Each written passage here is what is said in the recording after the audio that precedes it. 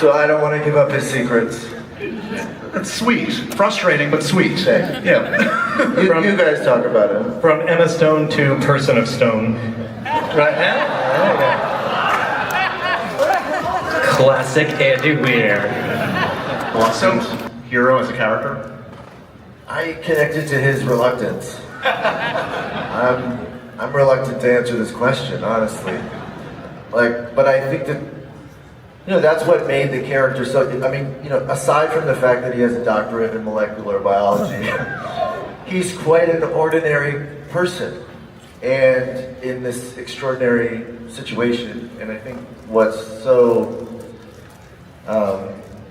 inspiring about him is that he reacts to a lot of things as I feel like I might, or a lot of us might, and he's terrified appropriately of the task at hand.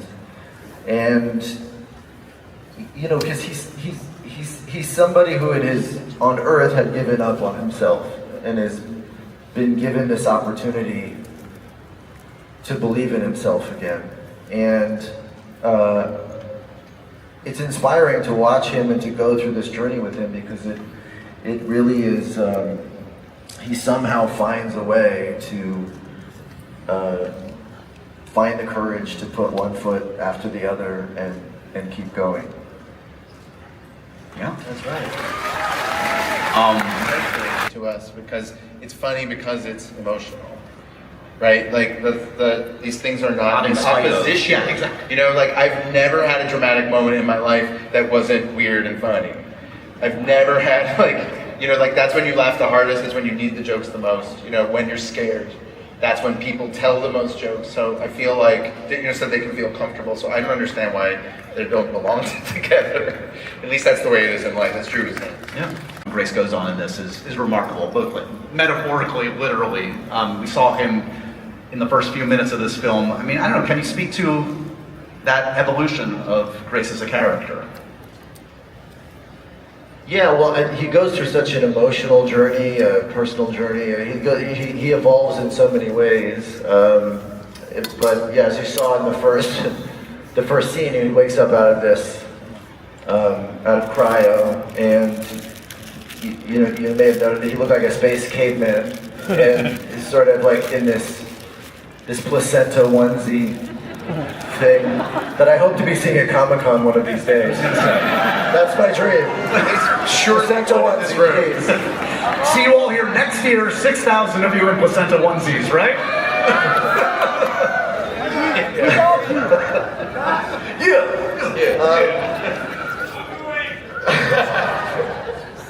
I really like this guy. I really like this guy. I really like him. You guys are awesome.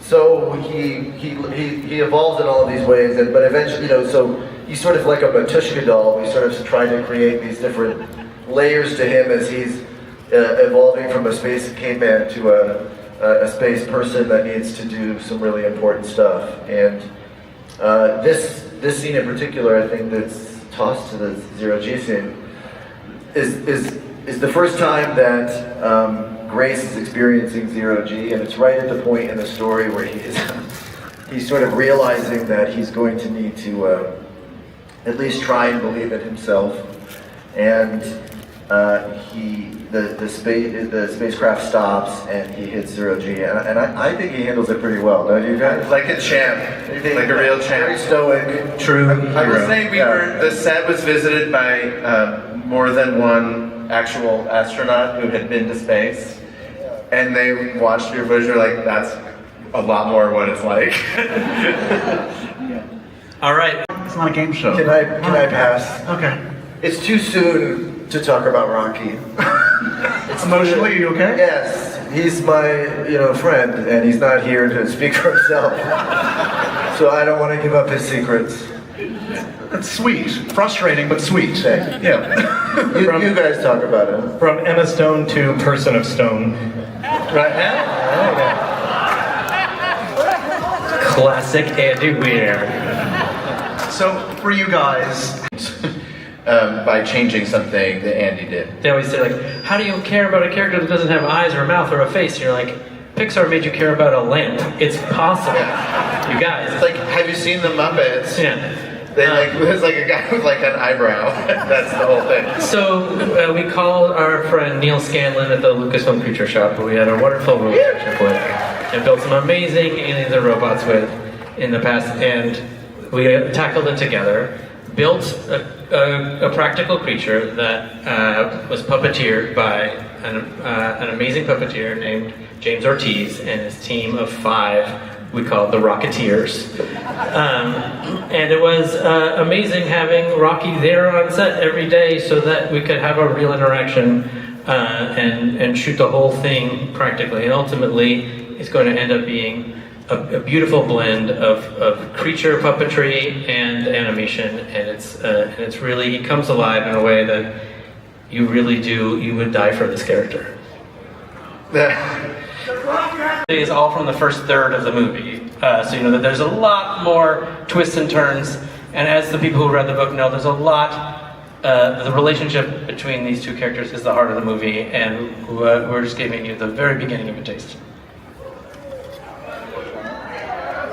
All right. 3, 2, 1. How did you first conceive of Grace? Do you remember? I'm always trying to get better as a writer because I think everybody wants to get better at what they do.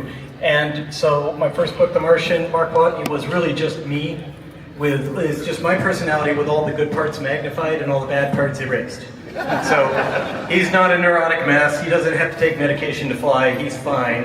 But I'm kind of smart. He's really smart. I'm kind of funny. He's really funny. Okay. Then my second book, which no one read, Artemis.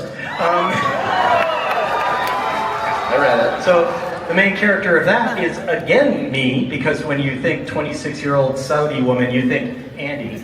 But she really is, her personality is based on the way I was when I was in my early 20s, which was like immature for my age, my own worst enemy, making bad decisions, and so on.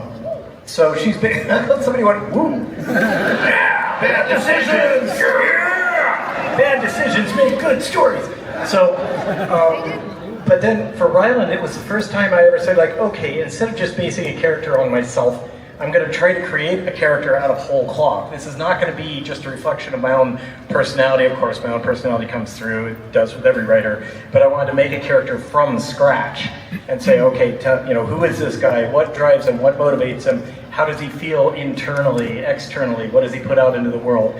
And so that was kind of that was a real reach for me. For other writers, it's like, oh, they can make characters all day. For me, I'm such a plot and science-driven guy that making a personality out of scratch was a real challenge. But I'm really happy with the way it turned out. What's awesome is having Ryan play him